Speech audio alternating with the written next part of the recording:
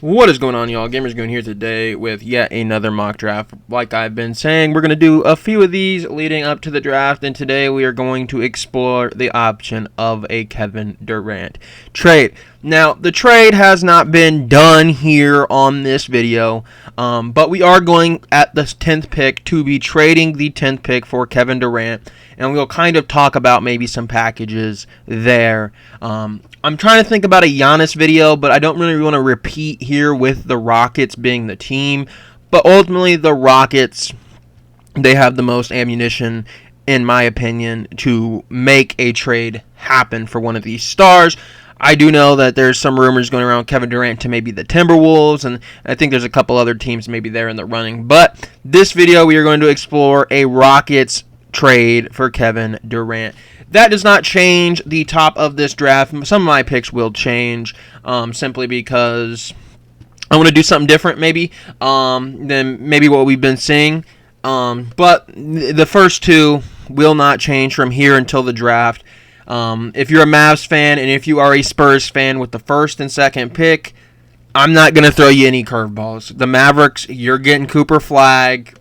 You traded Luka, obviously, and now you get the benefit of Luka, AD, Kyrie if he gets healthy, and potentially maybe a Chris Paul or Alonzo Ball or one of those playmaking guards that they're looking to bring in kind of on the cheaper side of things. We'll see what if they ended up trading for somebody like Alonzo Ball. I know the name was floated around there with them, and then I know Chris Paul's name has been mentioned as well as a potential option, which I believe he's a free agent, so I do think they'd be able to get him. I'm not sure exactly what he would demand in free agency. Next, we get to the Spurs. I know a lot of people are saying, well, they don't need these guards, right? Like, yes, I understand they have De'Aaron Fox and Stephon Castle, and realistically, drafting a third guard under the age of 30 is not the biggest need. You look at this team, you could probably use a decent a four-man, maybe a three there at the small forward position. But guess what? You could maybe go Ace Bailey. Maybe VJ could run some three, but the right answer is Dylan Harper. Dylan Harper, out of the remaining group, is the most NBA-ready prospect. I think him and long-term Stephon Castle alongside each other will be a very scary duo in their guard system there in San Antonio. Both defensively can hold their own and both can go get their bucket. Dylan Harper will slash the rim, go get his. And then you also pair him alongside Victor Wembanyama. So they start off a really good future there in San Antonio. I would take the safest bet with Dylan Harper. There's no need to overthink it and go a position just because you need a different position. You don't do that there. You don't do that there with a prospect like Dylan Harper on the board.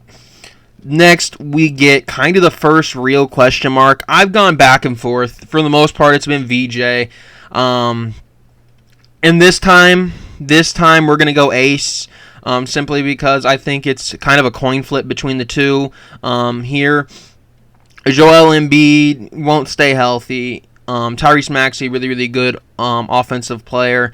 So you might want somebody alongside him like a VJ. I don't know why that did that. Like a VJ who can play defensive, doesn't necessarily need the ball in his hands, but can score when he needs to. But Embiid, how old's Embiid realistically? He's wearing down. He hasn't really played a full season in a while, it seems. He seems to always be banged up. You need to go get your score. You need to go get your long-term guy, potentially, in Ace Bailey, who could potentially be your franchise piece. Now, I think the option here is VJ. I could talk you into either. I like Ace Bailey's upside offensively. I think the defense will come. Very lengthy player Ace Bailey is. But VJ Edgecombe probably fits better into this team right now. But Ace Bailey is going to be the pick here just to do something a little different than what we have been doing. And then with that being said, I think the Hornets just get the remainder of those top four. I think the top four is pretty much set in stone. You might see some movement between maybe VJ and Ace and maybe vice versa. It doesn't matter. Those four will not be on the board past the fourth pick. And if they are, it would be something crazy, like somebody really falling in love with like Khan Knipple or maybe Kamal Malawach up in the top 4. I don't see it, but I mean, there's an outside chance potentially that maybe they slide down a couple picks, but I think the top 4 is pretty much set in stone, and I think the Hornets. I think the best case scenario for the Hornets would probably be a guy like VJ Edgecombe alongside LaMelo Ball. Next, we get to the Jazz, and for the long period of time, it's been Trey Johnson for me. And I still kind of like the Trey Johnson shout. I still do. Simply because you look at this team, they need offense. Keontae George is solid. He was solid, but he's not somebody that I'm necessarily worried. If there's a guy on my board, if I believe in Kasper Shakashonis or Jeremiah Fears, I am taking him here ahead of Keontae George, because Keontae George, yes, he has some potential, and yes, he's been solid early on in his NBA career. I do think he can play a little bit of the 2, and then on top of that with Keontae George, he is not somebody that has shown me enough that I need to put my future in like building around him specifically. The big men, I do like Walker Kessler and Kyle Filipowski here, but I don't necessarily think that would be the move. This could be a Khan Knipple spot, maybe, but I think the offense of Trey Johnson is just what I'm coming back to every single time here with the Jazz. I just really like Trey Johnson and what he could project to be. I think initially he will be kind of that microwave scorer type of player, but defensively, if he can develop and maybe if he can get a little bit more consistent offensively, he could be that guy to help build around there on the Jazz, a very young team at the moment.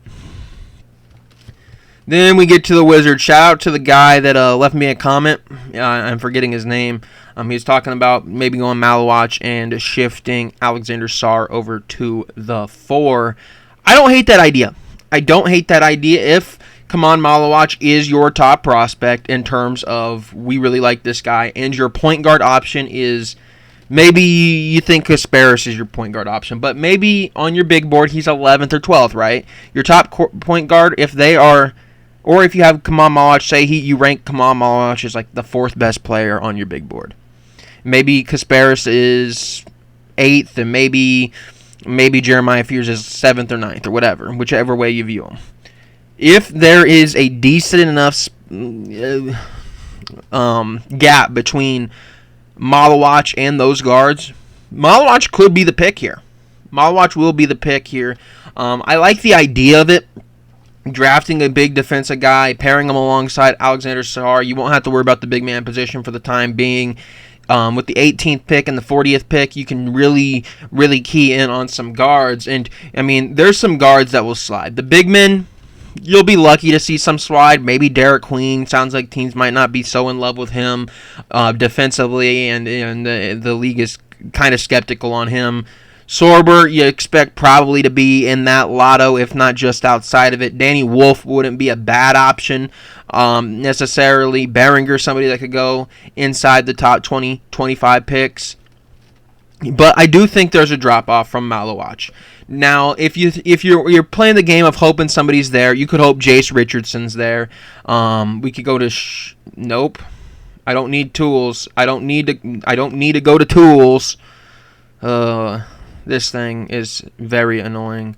I don't need to be here. Boom. Okay, it's just going to kick me all the way out. Thank you.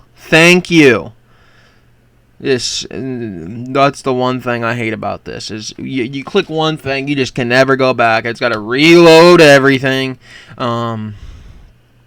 But you can go here maybe. Jeremiah Fears will not be there at 18. If your guard is somebody you really like, Yegor Dimon, maybe expect him probably to be a little bit earlier. Cedric Coward, you could play the game of hoping that he's there. I don't think he will be, but if you want to play that game, you could. Walter Clayton, another one that should be there at 18, and I wouldn't hate the pickup of Walter Clayton.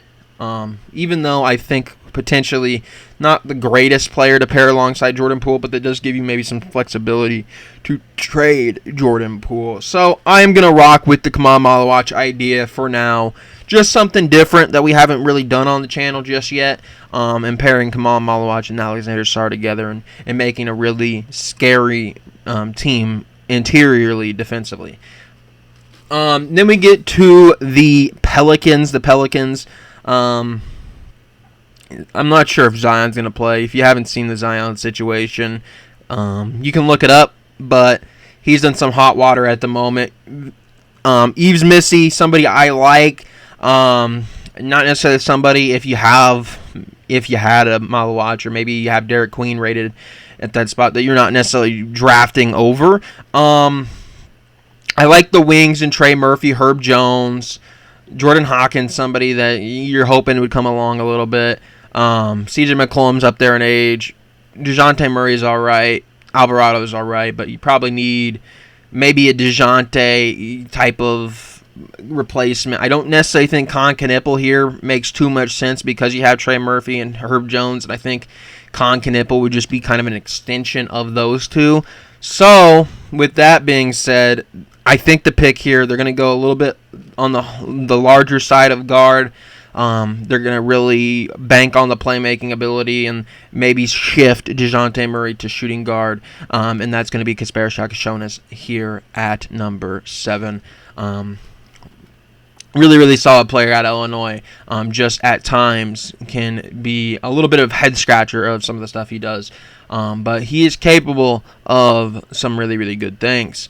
When we get to the Nets, I'm hearing potentially Yegor Dimons on their board. Jeremiah Fears could be on their board here. I like Jeremiah Fears a little bit more than Dimon. So we're going to go Jeremiah Fears here. I think guard would be a decent shout here for the Nets, a team that really just struggling to get things going. And then we get to the Raptors, who I kind of had slotted in as a potential Malawach spot, but Malawach is off the board in this situation. Con Knipple's still there, so that's interesting. I don't know if they would draft a Con Knipple, though. I think, really, this team would either draft big man or a point guard. Emmanuel Quickley, he's all right. Jamal Shedd's all right. Just not guys that I would necessarily not think of having somebody that could potentially beat him out. So with that being said, we are going to go grab the other guy that people think could be a really good jumbo playmaker in this draft class, best passer in the class, potentially in Yegor Dimon. So here we go. Here is the Kevin Durant trade. In this trade, my idea, it's not a fully fleshed out idea. There could be more, there could be less. There'd probably be more because at the end of the day, you're trading for Kevin Durant, right? I assume in any Kevin Durant trade that Fred VanVleet has to be sent over because KD's making a big deal. Fred VanVleet on his own with the 10th pick, probably not enough to get Kevin Durant. So that brings in Cam Whitmore, a guy that they are shopping at the moment. Don't really know where that's going to go. I do like Cam Whitmore as a player. Hasn't really got much time on this team. He could be that piece. So, not a fully fleshed out idea. But the premise of the deal would be something centered around Fred VanVleet, Cam Whitmore, and the 10th pick. There will be no returning of picks to the Suns. The Suns would be actually trading back for their pick here. Where are the Suns? They are just receiving this pick, just straight up for Kevin Durant. There might be maybe a pick swap or something else included. We're not doing that. Just the premise of the idea is that we get a Houston trade for Kevin Durant. So Kevin Durant is no longer on the plan here. So you have Fred VanVleet, you have Cam Whitmore on this team here. D Books ran some point guard for him. You probably want to try to get him to be the shooting guard, to be honest.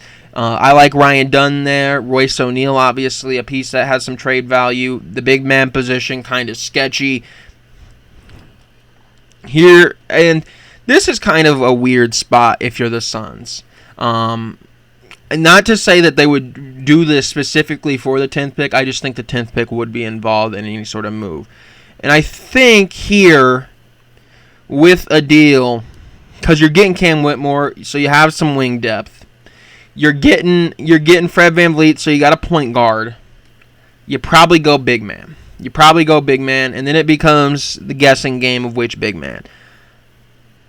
I don't think a Derek Queen fits that great alongside Devin Booker, Fred VanVleet, simply because of the defense. The defense just would not be up to par.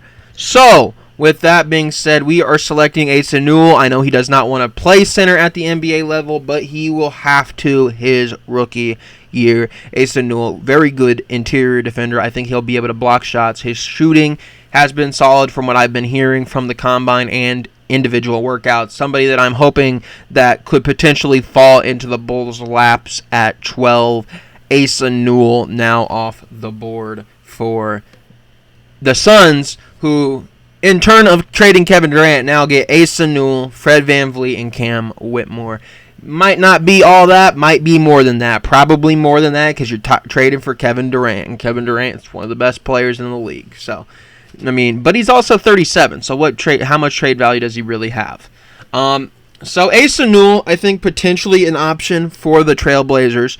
Was not the pick, obviously, off the board by now. Denny Avdia, really good season last year. Probably their best player, if you ask me. Shaedon Sharpe, somebody I would be willing to keep around in this rebuild. Anthony Simons, somebody you're probably looking to trade. Scoot Henderson's been okay.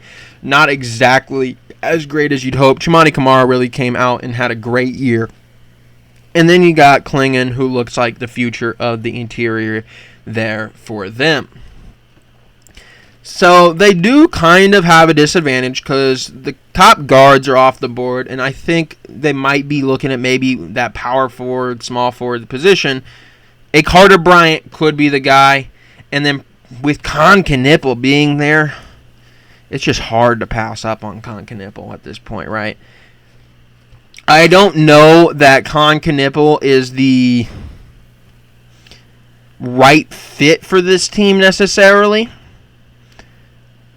But at this point, two-way, 3-and-D player, really good. Con Knipple is just the best player available, and I think you just take the best player available. A guy that I wouldn't mind the Bulls taking with the next pick. So we get to the Chicago Bulls. Derek Queen, obviously, I'd want him. Carl Murray boys, I'd want him. Those are two guys that it doesn't sound like the Bulls really have too much interest in. Sorber, I'd really like. Behringer, somebody I'd like. Danny Wolf, I would like. You're probably not doing those guys necessarily. Maybe Sorber at 12. Carter Bryant is definitely in that running for being the pick here. And then you're probably looking at maybe a Cedric Coward. And if you select Cedric Coward, to me, that means, okay, so you've accepted that Modest is probably your 4. He's probably your 4. Cedric Coward might be able to run some 3. If not, he'll be the backup 2 to Kobe White. Are you trading Kobe White then? I don't know. Cedric Coward to me, though, with kind of what we've heard from the Bulls just being a team that is not super in love with Queen, CMB, or some of those guys there. Rasheer Fleming, I don't think, is very high on their board. Cedric Coward, to me, just is the dark horse guy for the Bulls here. A little bit early, I know, but you're drafting a guy that is filling what Patrick Williams and Dalen Terry were supposed to be. I think you are drafting a guy here that can defend, and I think you're drafting a guy here that would be a good fit next to Josh Giddey and be able to shoot the 3 ball. I do think it is a little early for Cedric Coward, but the Bulls, based off what I'm hearing, I don't think some of these guys ahead of him are necessarily guys that the Bulls are interested in. Carter Bryant with the one exception. Cedric Coward is the one that I think could be really a curveball. Not that I've heard that the Bulls are really interested in Cedric Coward or anything. I just see the Bulls really falling in love with Cedric Coward as a player. And then, obviously, not the reports of them not really being too in love with CMB or Derek Queen kind of makes me think, you know what, they probably know what they're going to do. And this could be potentially a Drake Powell even. I know the Bulls are interested in Drake Powell. They were interested in Asa Newell. Drake Powell probably a little bit too early, so Cedric Coward being the pick here at 12. Then we get to the Hawks. The Hawks. This is a team that, I'm going to be honest, they're pretty well set off for the future, I think. Trae Young obviously being their guy. Dyson Daniels, I think, one of the best, if not the best defender in the entire NBA. Onyeka Okongwu, somebody I like. Clint Capella, somebody you're drafting, somebody to beat out. Power forward would be a position I'm potentially looking at. Jalen Johnson, I like. Zachary Ricochet, I like. I think they're almost there to the point that they're a playoff team. They just haven't made it yet. I think a guy like CMB could be a great fit here for them. And I also think a guy like Thomas Sorber could be a great fit for them. It's really just going to be based off what you see, which direction you see this team going. Do you see a CMB coming in, being the power forward of the future, and primarily just being a defender early on in his NBA career alongside Trae? And then obviously a duo between him and Dyson Daniels would be insane. Or do you want maybe somebody that could maybe play some four, maybe some center, give you some flexibility at that center position, and maybe move one of them and Thomas Sorber? And I do think they really like Thomas Sorber, so I am going to pick Thomas Sorber. I feel like that's just kind of the pick that always happens for me, is Thomas Sorber being that guy. The Spurs, there was some weird interest in Malawach, which to me would insinuate that you would also have some CMB interest, but CMB has a little bit of overlap with Sohan, in my opinion. I think offensively is really where they'd struggle, so I don't think that would be the right move. But maybe like somebody like Carter Bryant can play two ways, offense, defense. Carter Bryant, not a big-time scorer at Arizona, but there's a lot of projection in his game and what he can become. You don't need to become that right away with Victor Wembanyama, De'Aaron Fox, Dylan Harper on your team.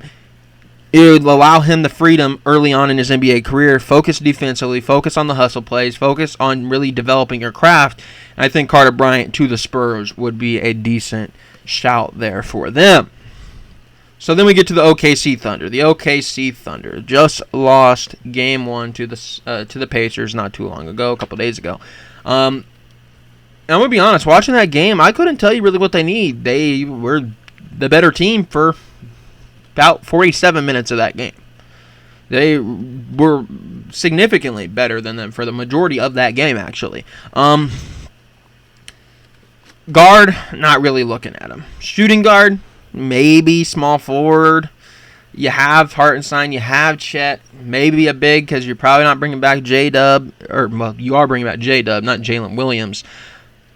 So this might be the guy here that you're more so just getting the best player left. And I think that might be where a Derek Queen goes. I don't love the fit, but the Thunder have shown the ability to just get the best out of players. You look at some of the guys they've drafted over the course of the last couple of years. When you're talking about maybe like an Isaiah Joe, just picking the best player at that time and filling a role that has kind of developed into being a key player for him. And then obviously Kason Wallace as well, not necessarily the most needed draft pick there. Having Shea there, having Alex Caruso, having Nikola Topic. I mean, Kason Wallace has also stepped up into a role on that team. Then we get to the Magic. The Magic, some rumors floating around that they're probably looking for a trade. Cole Anthony, one of the names you hear. Anthony Black, maybe a potential trade candidate. It really doesn't sound like they're too in love with their point guards. Suggs is a guy you'd like to keep long-term. Franz, obviously, same thing. Paolo is your franchise. So right here, I'd be looking for maybe a point guard. And there is Jace Richardson still sitting there. And then maybe Walter Clayton as well as an option for them. I am leaning the Jace Richardson route. Younger, potential is, I believe, higher than Walter Clayton. Walter Clayton, I do think, would be the more NBA-ready player between the two. Then we get to the Timberwolves, a team that we talked about could potentially be in that KD trade. Guess what? They're another team I think could use guard. Yes, there's been some rumors about trades and Gobert and Naz Reid not coming back and Julius Randle being on the block. And yeah, but Mike Conley's old. Bones hasn't shown me much. That just leaves Rob Dillingham. Nickeil Alexander-Walker's not a guarantee back next year.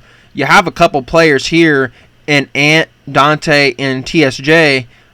All of them can run the 2 or the 3. You probably don't want them running the point guard. I think you need a true point guard to be behind Rob Dillingham long term, or at least for the time being. How long is Bones Highland on this team? Yeah, he's expiring. I don't know if he'll stay or go.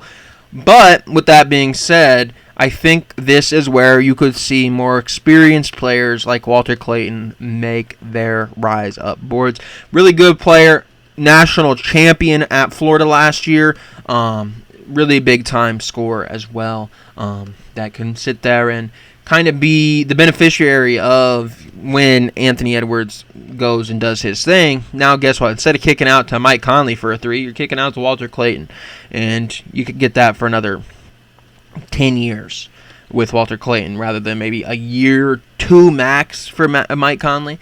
So you went Kaman Malawach if you're the Wizards. You went Kaman Malawach if you are the Wizards. You just watch Walter Clayton go ahead of you.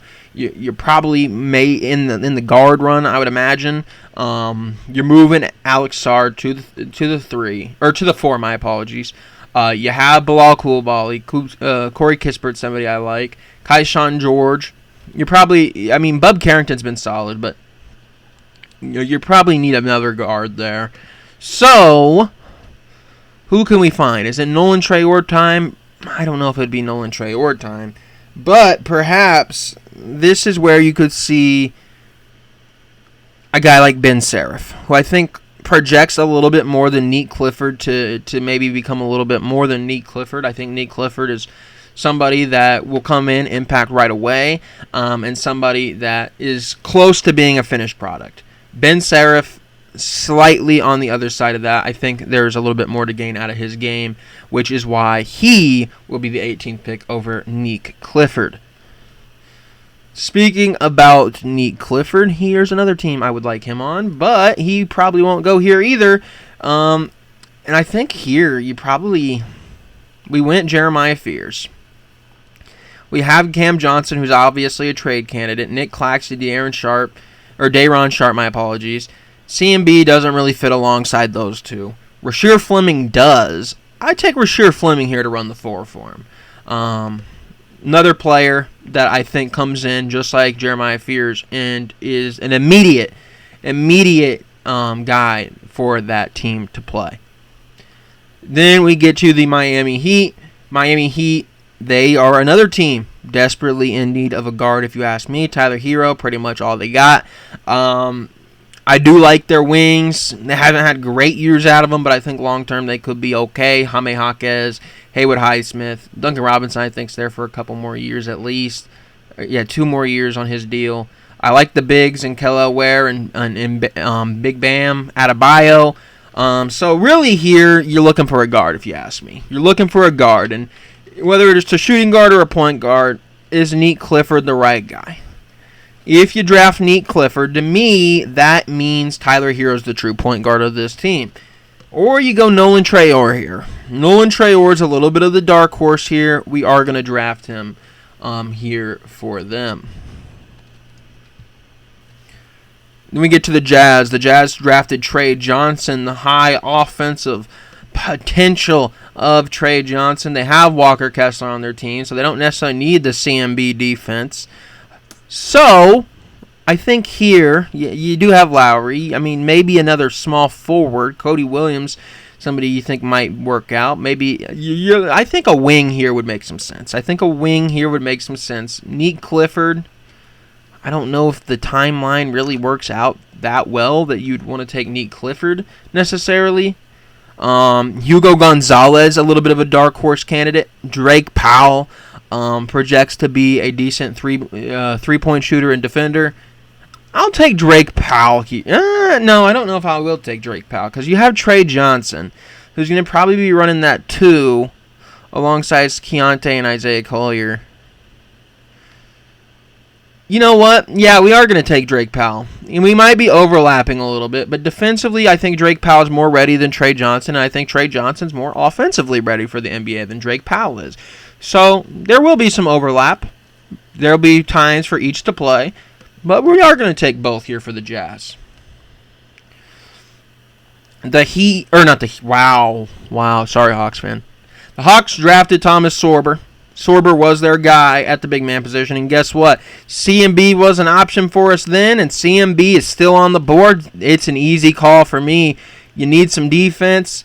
You have some offense now. Obviously, Dyson Daniels' offensive games came a long way. Trae Young, obviously. Jalen Johnson's been really solid offensively. Zachary Richardson, a solid offensive player. I think you have the guys offensively to hide Colin Murray-Boyles, but also the guys around him that he can come in and really have a big role and be kind of a specialist early on in his NBA career as a defender in a situation where defense will be needed on this team. So CMB and Thomas Sorber, I think they have some of the best draft of this draft if they walk out with both of those guys. The Pacers are a team that is potentially losing a big man in Miles Turner. You have Halliburton, you have Pascal, Miles Turner, really good defensive player.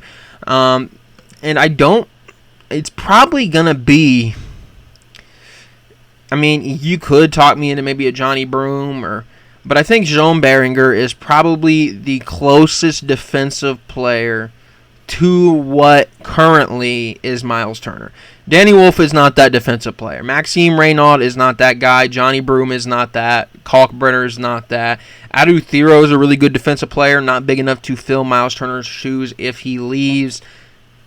We are drafting a potential backup and maybe even a potential long-term pick here defensively to fill the Miles Turner role. Not to say his offensive game will be anywhere close to Miles Turner. I do think he will be defensively capable of what Miles Turner is capable of in Jean Beringer. So we went Derek Queen with the last pick here for the Thunder. The Thunder now have another opportunity. I think Neek Clifford makes a lot of sense for this team. Neek Clifford is a guy that will do a little bit of everything. Can pass, can rebound, will attack the rim, can be a solid three-point shooter at the next level. I think he could be that Lou Dort backup, maybe even give you some flexibility that you don't have to have Lou Dort on your team, and maybe trade him away for something if you get anything out of him. So Neek Clifford for now is going to be that Lou Dort insurance policy. Then we get back to the Magic. They took Jace Richardson. Here you're probably looking maybe at a backup power forward, maybe a little bit of a project. Noah Senge is somebody that I think does fit that role. Jonathan Isaac, somebody that hasn't really worked out. 5 years, $25 million for Jonathan Isaac's ridiculous, by the way. Hasn't really worked out. Hasn't became much more than just a defensive player. Once again, going to depend on what they do here with some of those guards that they have. Hugo Gonzalez, another interesting player as well. I think Noah Senge is going to be my pick here, though, simply because he is a little bit of a project, and this team doesn't necessarily... I don't think they're ready to compete. I do think they have some ability to take a little bit of a gamble and the upside of Noah Senge. Then we get to the Brooklyn Nets. I hate that I have to pick for the Nets multiple times. I really do. Rasheer Fleming was the pick simply because of offensive reasons. Defensive reasons. And then you look at the big men. Day'Ron Sharpe might be on his way out. Nick Claxton, somebody that'll be there for a while, you'd imagine. Danny Wolf. This is why you draft Rasheer Fleming, is so that you have the potential to draft a Danny Wolf, a Maxime Reynaud, to be more of your offensive-minded big in the power forward center combo there. Danny Wolf will give up some defensively. Rasheer Fleming will be able to pick that up. And then obviously Jeremiah Fears, not a horrible defender on his own right at the guard position.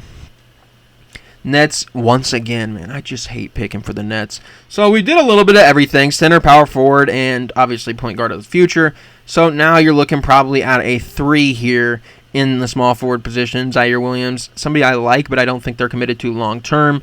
You have your Jeremiah Fears and the big potential there from him. You have Rasheer Fleming, who I think is a little bit more well-rounded of a prospect than what you could more likely than not get. And then Danny Wolf, kind of your high upside offensive playmaker big that you could see there. So now you're looking here potentially for a guy to play off ball, off Jeremiah Fears, and be a shooter/scorer off the ball. Adu probably doesn't fit that role with Jeremiah Fears alongside him. Will Riley, I think, does. It's just a question of the defense there. But I like the projection of Will Riley and what he can become. He's a tough shot maker. He did it at Illinois. So there we go with Will Riley to the Nets. And then we get to the Celtics. The Celtics got to be really upset because at one point I think they could have got Walter Clayton. I don't think that's happening anymore. Jason Tatum will not be playing this season. So I do think a team like the Celtics probably in the need for one of the small forward, power forwards in this class. Power forward, I don't really know if Adu Thera, Alex Caravan's great fit. To me, it'd be between Hugo Gonzalez and Liam Neely. I do like Hugo a little bit more. Liam McNeely, I think, at the next level is going to be a little bit more limited, kind of as a rebounder and an open shot maker. I don't know if he'll really be able to create for himself at the next level. Hugo Gonzalez, a little bit more of a projection, and I think one of the younger players in this class at only 18 years old. Asa Newell was part of that Kevin Durant trade. Now we have to figure out what we're doing post Kevin Durant. We have VanVleet. On this team that is so terribly constructed. We have VanVleet, D-Book. We have Whitmore. I'm still thinking point guard. Because yes, we have VanVleet, but VanVleet, how long do we really have VanVleet? So this might be a little bit of a rogue shout here. But I like the player. Can you convince a team like the Suns to do it in the first round? Big jumbo guard out of Duke, Tyrese Proctor. I think he is going to be an NBA-ready player. More likely than not, probably a second-round pick, but here we have him going at pick 29. I think a solid player. I don't necessarily think he has huge potential, but the LeBaron Philons, the Boogie Flans, the Tashad Pettifords, all are not in this class. Ian Jackson, not in this class. Miles Bird, not in this class. Kobe Bray is somebody I think could be interesting there, maybe early second round as well. But really filling that point guard need, and a little bit of a reach, but still getting a solid player nonetheless. Then we get to the Clippers. Oh, no, the Clippers. I don't like the Clippers, man. They just have a lot of nothing. Kawhi, Harden, Powell, all guys that are on solid contracts that I don't know how they're going to trade them. But also not a team that's really all that great for the now either. I like Derek Jones there. Play some 3 or 4. You probably need a better 4 long term. We're going to look for a 4 here at the power forward position. Adu Thero, I don't really see as a long-term 4. I see more so as a 3. Center. Could you maybe get a Janai Broom here? I don't hate that idea. Janai Broom, or Janai, however you pronounce his first name, I'm sorry.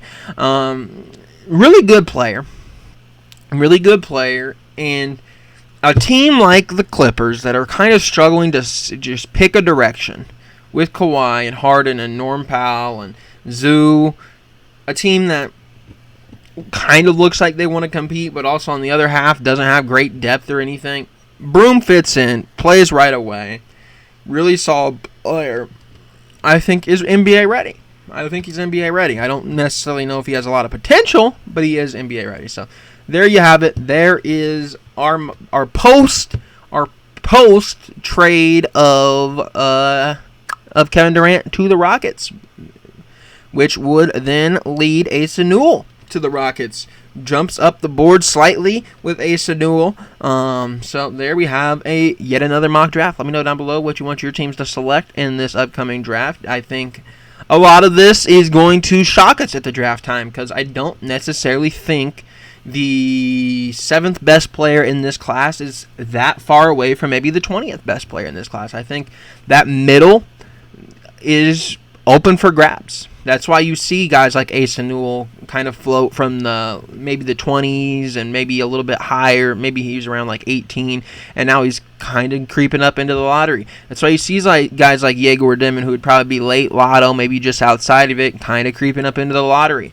You could see guys like Derek Queen slide down based off how workouts go. Not to say they're bad players, but I do think that we're in that middle of the class. You're really lacking guarantees out of these guys. I think you're really lacking prospects that can separate themselves in tiers. Because you have the top tier prospects. You have, I think after Malawach, I think these 6 right here are in that tier that, yeah, they'll be gone outside the top 10. They're going to be gone in the top 10, and there's nothing anybody can do about it. These 2 are in that tier where they'll be lottery, but you might not be top 10. Depends. Dimon is in a tier. He probably should be lottery. Not sure. Asa Newell in that same tier with Dimon. Con Knipple, he could go anywhere in the lottery. I just really don't know. He could be up. He could be down in the lottery. Nobody really knows. Cedric Coward's creeped up a lot of boards. Sorber, another guy that's creeped up some boards, and then other people don't like him as much. Carter Bryant, a lot of potential there. Where does he fall into play?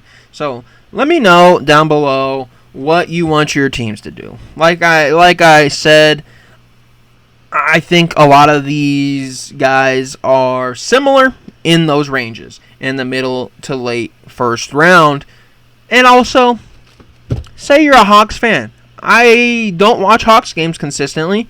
I can only tell you from an outside perspective, hey, they probably need some defense because you got Trae Young there. Yes, I know Dyson Daniels was one of the best defenders in the league this year, but you probably need some defense. I don't watch your games. I don't watch Jazz games. I only watch Bulls games. And even then, this year, I wasn't able to watch too many because they had a streaming agreement with CHSN. So I don't get to keep up to date with every team, only the Chicago Bulls. I do keep in tune with the Trailblazers because I have a lot of Trailblazers friends from out in Oregon when I went to school there. So I do keep up to date with those 2 teams. Other than that, I could not tell you anything about your teams. If you're the Thunder, I could tell you what happened in the playoffs. But let me know down below what you guys are thinking of your teams. Don't try to be too harsh. Once again, we're just kind of speculating off of kind of ideas that are floating in my head. So thank you for watching, and I will see you all next time.